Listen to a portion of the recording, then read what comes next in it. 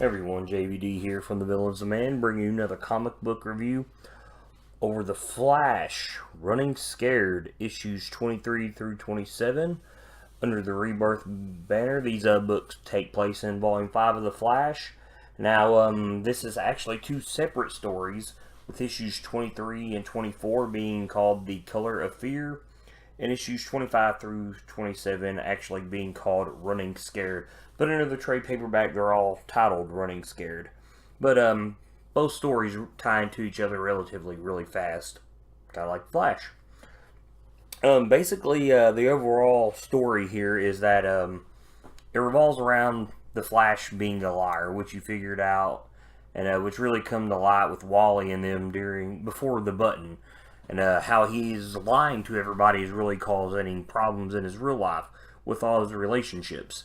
This also touches on that since DC Universe Rebirth one-shot that the future has changed, and Eobard Thawne, the Reverse Flash, Zoom, whichever you want to call him, his story has changed, and he has went to the future to see exactly what has changed with him, which means Barry's whole story has changed that led him up to becoming a Reverse Flash.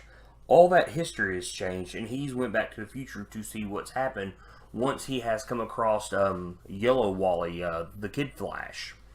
So overall, it's a really good story. It leaves a lot to the imagination. The Flash gets some new powers, which I'll talk to, and it really puts a strain on his relationship with Iris West.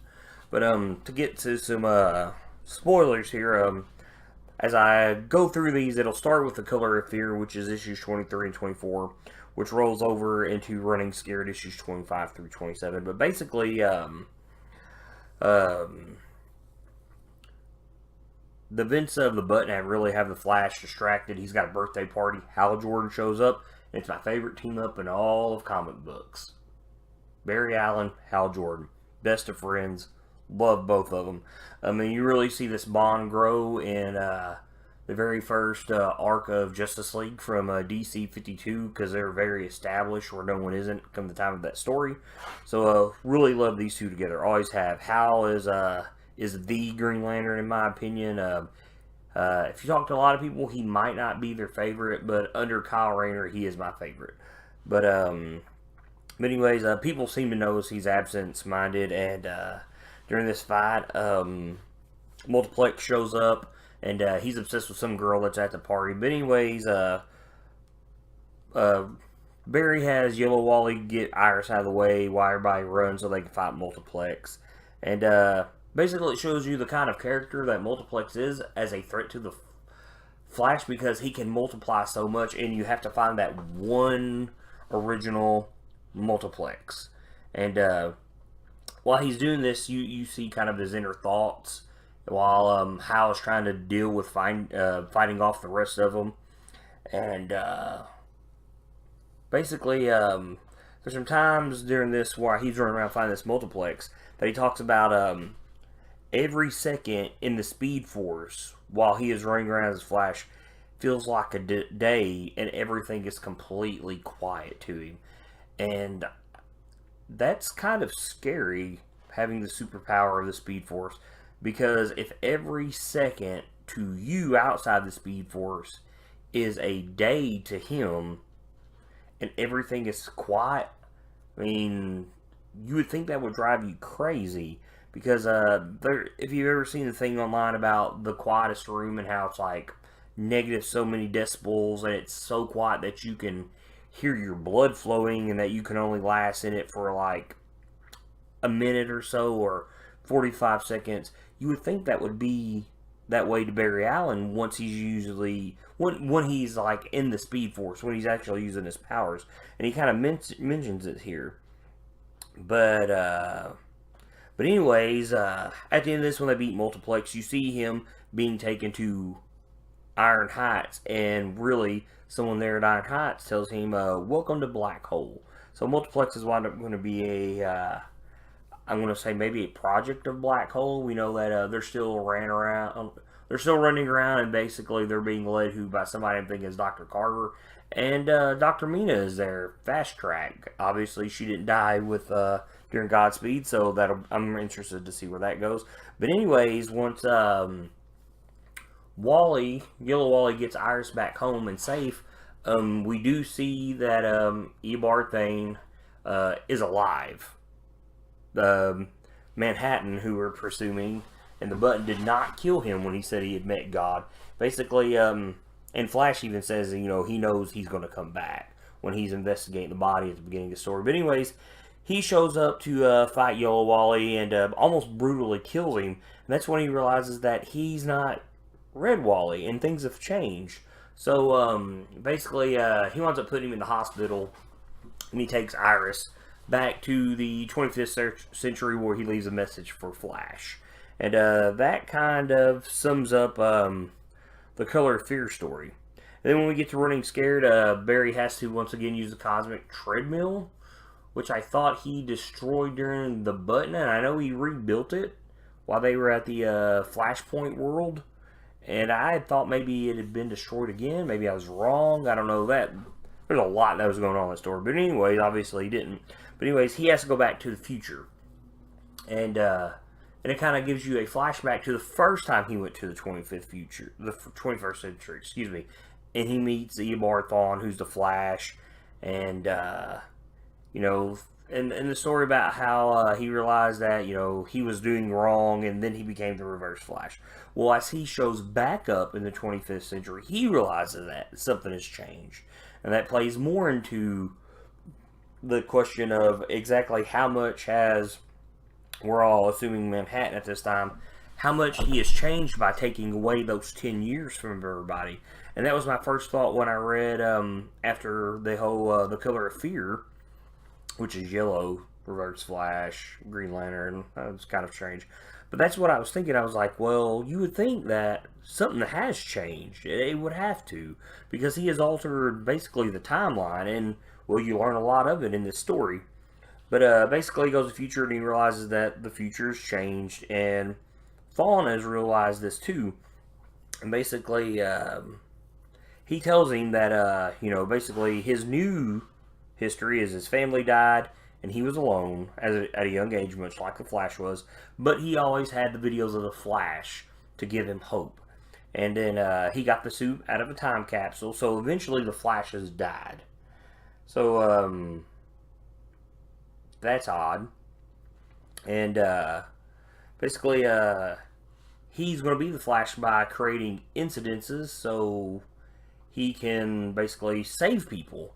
And then when the Flash shows up to that timeline, that doesn't change. He teaches him about it. And basically, he teaches him how to use the Speed Force, how to be a hero, and basically he tells him every second is a gift. And then he learns what Eobard Thawne's been to, and basically he imprisons him. And this is where this also changes. He rehabilitates himself, becomes a curator of the Flash Museum. And wanting to show the Flash how much he's changed, he dons a yellow suit, much like the Flash's sidekicks always have, which is Kid Flash before, New 52, Impulse, and now Yellow Wally, who's used yellow. And basically, he goes back to the 21st century to show the Flash what he's done. And that's when he realized things had changed, and he's telling him all this, and he's just now learning this. So that shows you he doesn't even realize that his memory hasn't been altered through this whole, taking this whole 10 years away from the DC Universe. He remembers his past like he did pre-Flashpoint. And he didn't realize any of this had changed, and he's learning it, and he's telling the Flash this. And so basically he's going to reveal he's going to reveal Barry to Iris West. And it's all about lies, and this is how this all ties into. Because he sees Wally at some point in the future get the Flash's watch from his father. And Barry tells Wally that every second is a gift. And then he realizes that Barry treats everybody the same. It's all lies to their face, and he doesn't want that. So that's why he went back, murdered his mother, and now he's, instead of murdering Iris West, he's going to reveal her to Flash with hopes to split them up. Well, he doesn't want Barry doesn't want Eobard to hurt him, so he promises, that if you'll take him back to the past, you can track me in the Speed Force, which he does, the negative Speed Force, and he escapes. And as he escapes, Eobard's going to basically kill Iris, and she finds an area about black hole. So obviously they have become a very big thorn in Flash's side. And before she can attack Thawne, Flash shows up. They have this really cool fight where they fight through time. They go all the way back to the dawn of time. They fight all the way through history back to the present point. And Flash steals his powers. Steals a negative Speed Force from him because he's got him now. And he's controlled them. And I'm very curious to how that played out. Because where did he learn to control the negative Speed Force in that time? Which I did mention in the Color of Fear story before this, that he said that every second to us is a day to him.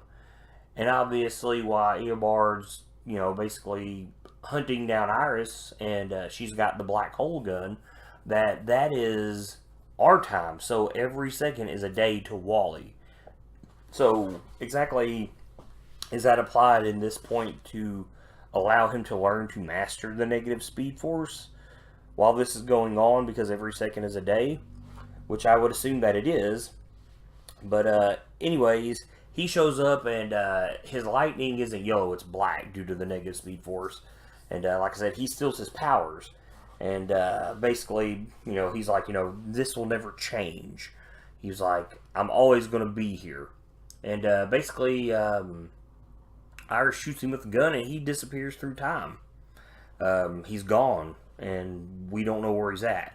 But eventually he's going to be back, because if Manhattan basically reduced him to half a skeleton, he's going to survive this. Or maybe he won't, because he doesn't have his Speed Force powers. Flash took them from him, so maybe this is the end of him. We're not really sure. But anyways, this is enough to split him and Barry and Iris up. And Barry takes them back to the past, so now he actually has the ability to travel through time without using the cosmic treadmill. And he ends up alone. She doesn't want anything to do with him. He goes to his lab, and basically this is what Thawne wanted. Much like when he was alone and he had nobody before he had met the Flash in his timeline, now the Flash is back in his own timeline, and he is much like Reverse Flash. He's alone. So this turned out to be a really good story. I'm curious to where they're going to go with these negative Speed Force powers that the Flash now has. I'm really curious to see how he mastered them in such a quick time to come back and save Iris in the 25th century. There's some really cool things in this story revolving the timeline between the 21st century and the 25th century, now that everything has been changed. In the beginning of the Flash Museum with Eobard Thawne, when he's talking about it, you see that it's Red Wally with Flash.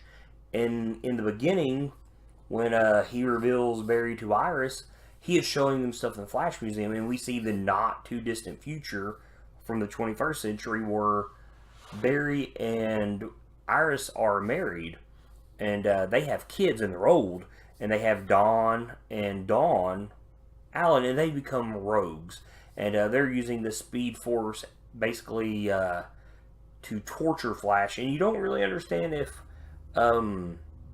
Iris has a Speed Force, because you see their hands touch before he goes to battle them, and you see it arc. But the Flash Museum is built at this point, and Wally is apparently dead. It doesn't mention which Wally, it just says Wally is dead. And we had seen where Eobard had seen Barry give Red Wally, the original Kid Flash, his watch.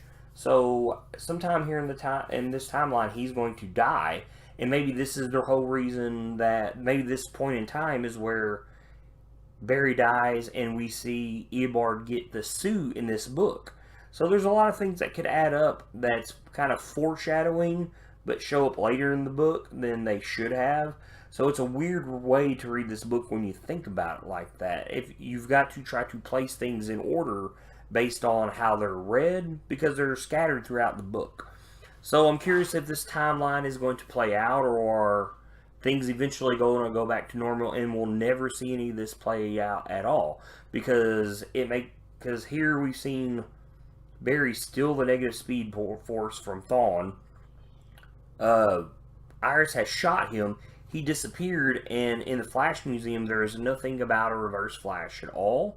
There never has been.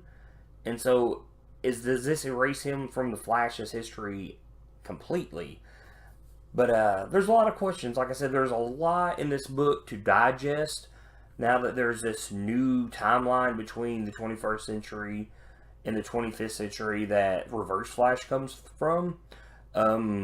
If Wally gets these, if Barry gets these 10 years back, will all this change again? Will this all go back to normal?